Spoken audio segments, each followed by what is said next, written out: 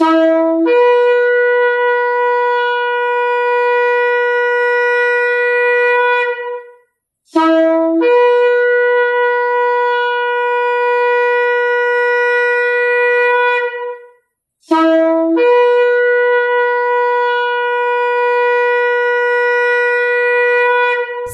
RPK yang dikasihi Tuhan dimanapun Anda berada.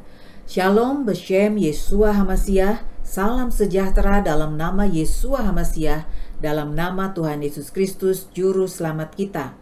Selamat mengikuti siaran Tekiah, Telaah Kata Ibrani Alkitabiah bersama Gembala Benyamin Obadiah, Ketua GKMI, Gereja Kehilat Mesianik Indonesia. Tekiah adalah cara peniupan syofar seperti yang sudah kita dengar tadi. Siaran Tekiah dimaksudkan untuk menggali kebenaran Alkitab dari bahasa dan masyarakat Ibrani yang menjadi persemaian tumbuhnya iman Kristiani kita yang berasal dari tanah perjanjian Israel di Timur Tengah. Saudara dapat mengajukan pertanyaan ke 0812 9912 430. Shalom Pak Ben. Ya, shalom Ibu Ira, shalom sahabat RPK dimanapun Anda berada. Hari ini kita akan membahas kata Ibrani Syabat, artinya hari perhentian yang dipisahkan. Hari ke-7 dalam Minggu Penciptaan, Sabtu. Dalam bahasa Ibrani dieja Shin Bet Tav, dibaca Syabat, artinya hari perhentian yang dikuduskan atau dipisahkan. Penyembuhan pada hari Syabat. Yohanes 5 ayat 8-10, kata Yesua kepadanya, "Bangunlah, angkatlah tilammu dan berjalanlah." Dan pada saat itu juga sembuhlah orang itu, lalu ia mengangkat tilamnya dan berjalan. Tetapi hari itu hari Syabat. Karena itu orang-orang Yahudi berkata kepada orang yang baru sembuh itu, "Hari ini hari Syabat dan tidak boleh engkau memikul tilammu." Terlihat ada perbedaan pandangan antara Yesua dan orang-orang di sekelilingnya terhadap aktivitas hari Syabat. Ya, peristiwa ini terjadi di lokasi kolam Bethesda pada hari Syabat. Di tempat itu, banyak orang yang menanti kesembuhan dari penyakit mereka dengan cara menceburkan diri mereka ke dalam kolam pada saat tertentu. Orang yang berkumpul di kolam Bethesda itu dapat dibagi menjadi dua golongan. Golongan yang berharap mendapatkan kesembuhan dan golongan yang menanti kesembuhan, namun tidak punya harapan untuk mendapatkannya. Yesua datang dan berjumpa dengan seorang lumpuh berumur 38 tahun yang terbaring di situ. Ia tidak dapat masuk ke air pada kesempatan yang pertama. Saat air itu bergoncang menurut pengertian lokal di sana. Melihat keadaannya, Yesua bertanya, "Maukah engkau sembuh?" Ini merupakan tawaran sekaligus jawaban. Ini kabar baik yang dibawa oleh Mesias bagi orang sengsara seperti yang dinubuatkan oleh Nabi Yesaya 61 ayat 1. Dalam keadaan tanpa harapan, orang lumpuh itu berkata, "Tuan, Adon, tidak ada orang yang menurunkan aku ke dalam kolam itu apabila airnya mulai goncang. Dan sementara aku menuju ke kolam itu, orang lain sudah turun mendahului aku." Orang itu berpikir Yesua memberi pertanyaan sehubungan dengan khasiat kolam itu. Karena itu ia menunjukkan bahwa ia sudah mencoba namun tidak berhasil. Tidak ada harapan. Yesua yang diutus kepada domba-domba hilang Israel melihat ini dan berkata, "Bangunlah, angkatlah tilammu dan berjalanlah." Yohanes 5 ayat 6. Orang itu tidak tahu apa yang harus dilakukannya dengan ucapan itu, sesuatu yang tidak dapat ia lakukan. Tetapi ia merasa ada kekuatan mengalir pada kedua kakinya. Ia mentaatinya, bangkit berdiri dan mengangkat tilamnya serta berjalan seperti yang diperintahkannya. Sungguh, ia sembuh dan berjalan. Dan ini bukan sugesti. Orang Yahudi yang melihat kejadian orang lumpuh ini disembuhkan, melihat dengan sudut pandang yang berbeda dan menegur orang itu. Hari ini hari Sabat, tidak boleh engkau memikul tilammu. Orang yang disembuhkan itu mengatakan, orang yang menyembuhkan itulah yang menyuruh dia memikul tilam. Tetapi Yesua saat itu sudah pergi dari tempat itu. Sebenarnya mengapa orang tidak boleh mengangkat tilam pada hari Syabat? Ya, ini pertanyaan mendasar yang harus dijawab dengan pemahaman budaya atau tata cara pelaksanaan Torah di lingkungan umat Yahudi pada abad pertama. Kita coba lihat mengangkat tilam pada hari Sabat. Mengangkat tilam merupakan pekerjaan, bahasa Ibraninya melakah, yang menurut halakah rabbinik, yaitu pedoman pelaksanaan Torah lisan di lingkungan rabbinik yang berlaku untuk masyarakat Yahudi, dilarang pada hari Sabat untuk mengangkat tilam. Tetapi mengangkat tilam yang bagaimana yang dilarang? Nah, itu pertanyaan. Untuk ini kita harus masuk ke hal yang lebih rinci, bahkan teknis. Ada dua konsep yang perlu diketahui bila ingin memahami isu mengangkat tilam di hari Sabat. Pertama, konsep ruang. Di dalamnya ada pengertian eruf atau batas. Suatu barang dapat dipindahkan dalam ranah atau daerahnya sendiri. Pemindahan keluar rumah hanya diperkenankan berjarak 2 meter dari batas rumah. Namun dengan membuat pernyataan umum yang berlaku sepanjang Sabat, satu komunitas dapat menjadikan seluruh rumah atau wilayah tertentu menjadi ranah pribadi.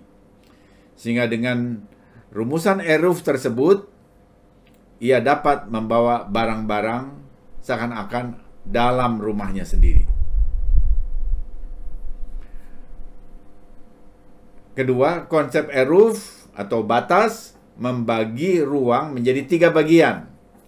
Pertama, ruang pribadi, kedua, ruang publik, dan ketiga, ruang karmelit.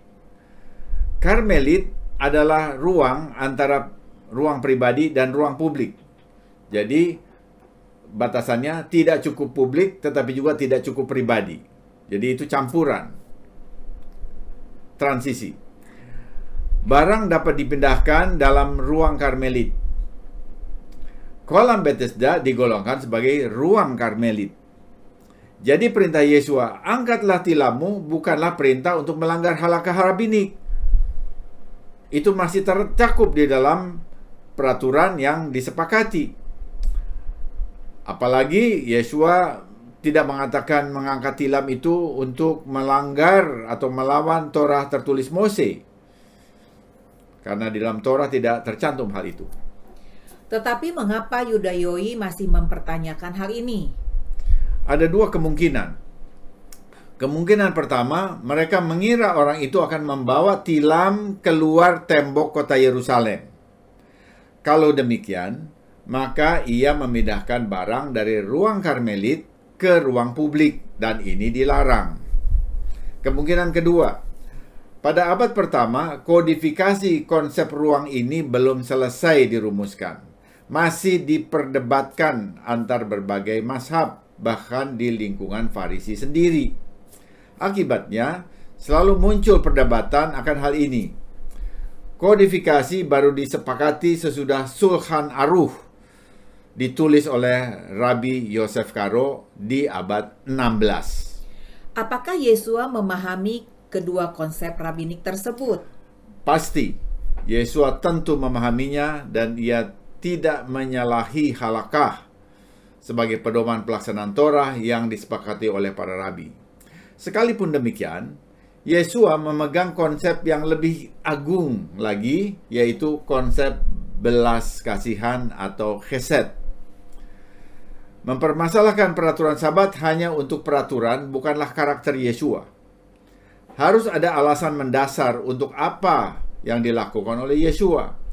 Kalaupun ada sesuatu yang menabrak aturan Sabat, maka dapat dipastikan itu untuk mengentaskan penderitaan manusia berdasarkan Hosea 6 ayat 6. Aku menginginkan belas kasihan, chesed, bukan korban.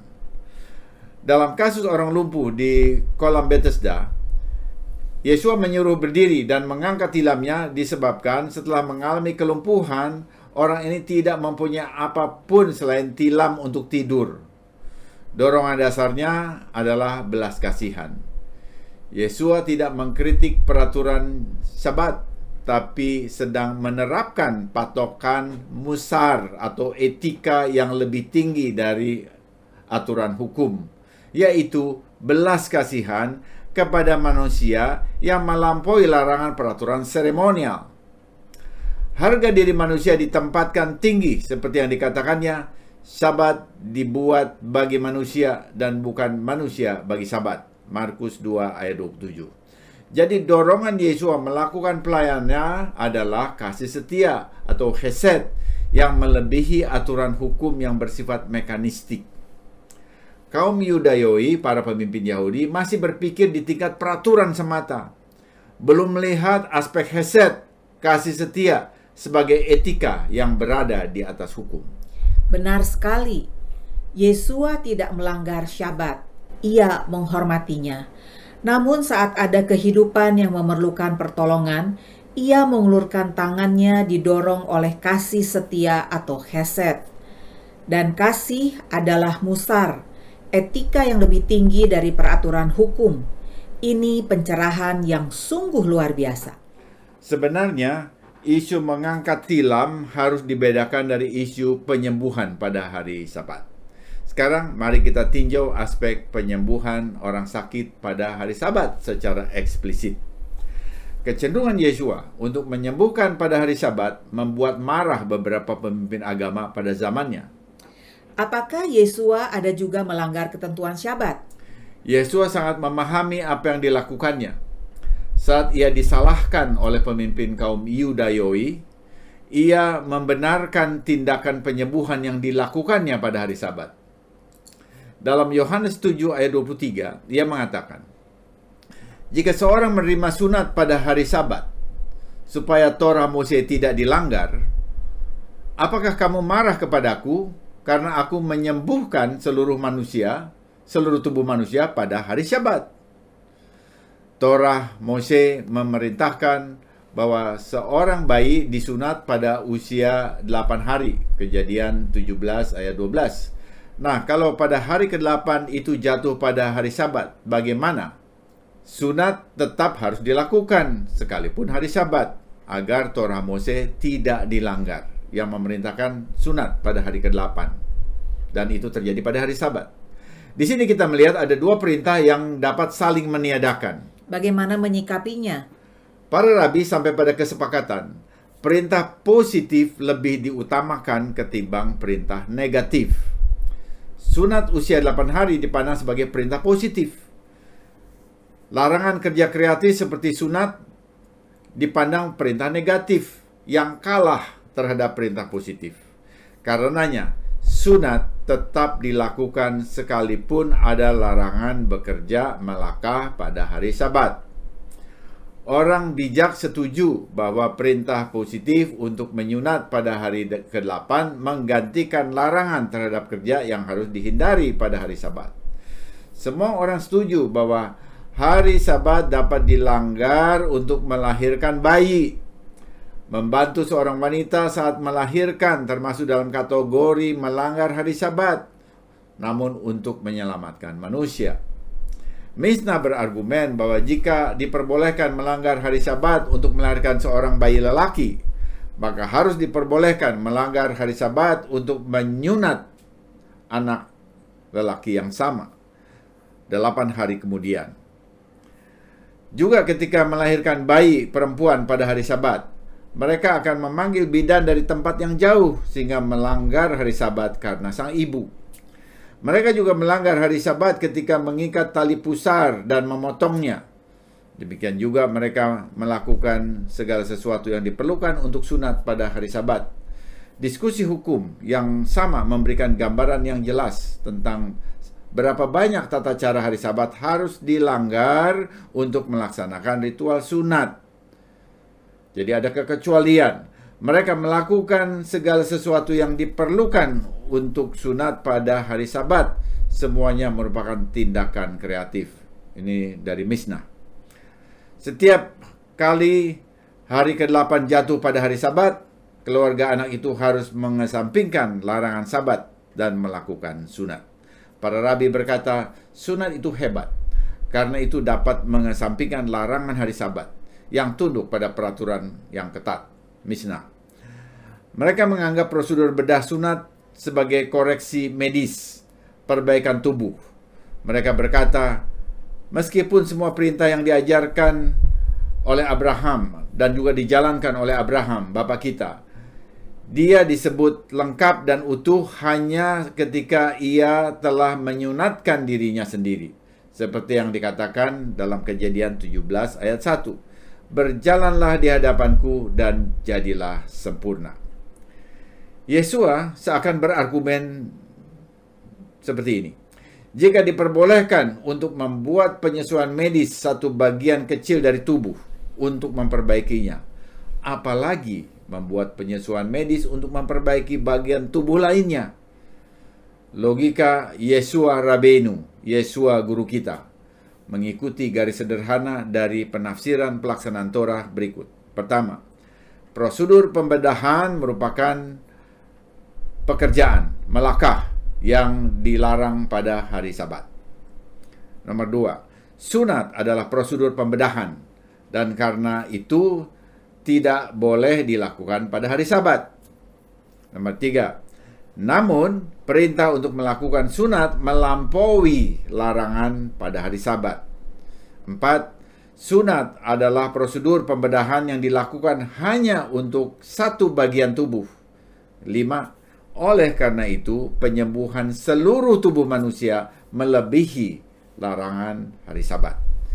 Dia menggunakan alasan yang sama ketika ia bertanya kepada orang-orang Farisi, tidakkah kamu membaca dalam Torah bagaimana para imam di Bait Suci pada hari Sabat melanggar larangan Sabat dan tidak bersalah? Matius 12 ayat 5. Dengan kata lain, ada situasi tertentu saat perintah Torah mengatasi larangan-larangan pada hari Sabat. Rabbi Eliezer berkata, mengenai sunat, mengapa mereka mengizinkannya menggantikan larangan pada hari Sabat? Hal ini karena mereka bertanggung jawab bila mereka terputus hubungannya dengan Israel jika tidak melakukan sunat tepat pada waktunya. Ini dapat diperdebatkan dari yang ringan hingga yang berat. Jika mereka mengesampingkan hari Sabat karena satu anggota tubuh, apalagi mereka harus mengesampingkan larangan hari Sabat untuk menyelamatkan seluruh tubuh manusia. Rabbi Akiva membuat argumen serupa berdasarkan pelayanan Bait Suci. Apakah Torah memberlakukan pelayanan Bait Suci lebih ketat daripada hari Sabat? Ibadah Bait Suci lebih ketat daripada Sabat, karena ibadah Bait Suci mengesampingkan larangan hari Sabat. Tetapi hari Sabat tidak mengesampingkan ibadah Bait Suci. Sekarang kita lihat dengan cara tafsir Kol Vahomer, perbandingan masalah dari yang ringan kepada yang berat. Jika ibadah Bait Suci menggantikan larangan hari Sabat dan tindakan menyelamatkan nyawa manusia mengesampingkan ibadah Bait Suci, maka betapa lebihnya potensi menyelamatkan kehidupan menggantikan larangan pada hari Sabat yang dapat digantikan oleh ibadah Bait Suci. Dengan demikian, potensi untuk menyelamatkan hidup mengalahkan larangan pada hari Sabat. Dikutip dari Tosefta.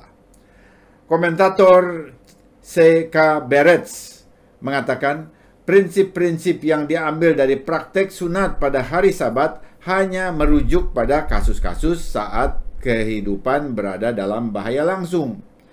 Kondisi ini tidak terpenuhi dalam penyembuhan pada hari Sabat yang dicatat dalam Injil, termasuk dalam Yohanes 5 ayat 1-9 yang tadi sudah kita baca sebagian. Seorang pria yang telah menunggu 38 tahun tentunya dapat menunggu 1 hari lagi.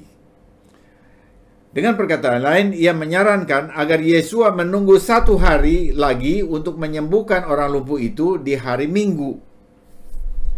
Nah, komentar ini disanggah oleh seorang tokoh Yahudi Mesianik bernama Yehekiel Zvi Lichtenstein. Dia mengatakan, ada beberapa contoh Yesua menyembuhkan orang sakit pada hari Sabat. Karena ia berpikir bahwa sekalipun hidup tidak dalam bahaya langsung sekalipun, ia diizinkan untuk disembuhkan pada hari Sabat. Seperti yang disebutkan di atas dari argumen Eliezer dalam Tosefta, argumen Rabbi Yeshua dari Nazaret begitu meyakinkan untuk masuk akal sehingga orang bijak sendiri tampaknya telah mengadopsi untuk diterapkan dalam kasus-kasus yang melibatkan potensi ancaman terhadap kehidupan. Rabbi Eliezer ben Azariah menjawab, jika sunat yang melibatkan pengobatan hanya 1 dari 248 bagian tubuh manusia, 248 bagian tubuh manusia, dapat menggantikan larangan pada hari Sabat, apalagi menyelamatkan seluruh tubuh, tentu dapat menggantikan larangan pada hari Sabat. Dikutip dari Talmud. Pembaca Alkitab abad 21 umumnya menyimpulkan bahwa dalam kasus penyembuhan orang lumpuh di hari Syabat, Yesua sedang mendemonstrasikan penolakannya akan hari Syabat. Namun, pembahasan Tekiah hari ini menunjukkan bahwa Yesua tidak menolak Syabat yang diperintahkan dalam Torah, tetapi ia sedang memberi tafsir yang tepat terhadap larangan pada hari Syabat. Ia menunjukkan demi hesed, kasih setia untuk menyelamatkan kehidupan manusia, penyembuhan pada hari Syabat dapat menggantikan larangan pada hari Syabat. Sekali lagi, penyembuhan pada hari Syabat bukan untuk menyingkirkan hari Syabat, tetapi menyelamatkan kehidupan. Syabat dibuat bagi manusia dan bukan manusia bagi Syabat. Markus 2 ayat 27. Semoga siaran ini memberkati saudara. Informasi bagi saudara. Ibadah Syabat Ibrani Mesianik disiarkan secara live streaming di YouTube setiap Sabtu jam 10 waktu Indonesia Barat. Untuk mendengar ulang semua program Tekiah, kunjungi kanal Kehilat Mesianik di YouTube. Jangan lupa untuk subscribe, like, dan share sehingga saudara dapat terus mengikuti program Gereja Kehilat Mesianik Indonesia. Bila saudara diberkati oleh siaran Tekiah dan mau kembali memberkati siaran ini, saudara dapat mengirimkan dukungan dengan menghubungi Happy di 0811 910 814. Sesudah narasi ini kita akan mendengar lagu rohani Kau Tuhan Penyembuhku oleh Cindy Harstin. Kau berfirman dan sembuhlah sakitku. Amin. Bapa di dalam Yesua berfirman dan menyembuhkan segala penyakit saudara dan saya. Tiba saatnya saya Penatua Ira Obadiah dan Gembala Benyamin Obadiah mohon diri dari ruang dengar saudara. Sampai jumpa pada siaran mendatang. Yesua keselamatanku, Torah kesukaanku, menuju kepenuhan bangsa-bangsa. Shalom.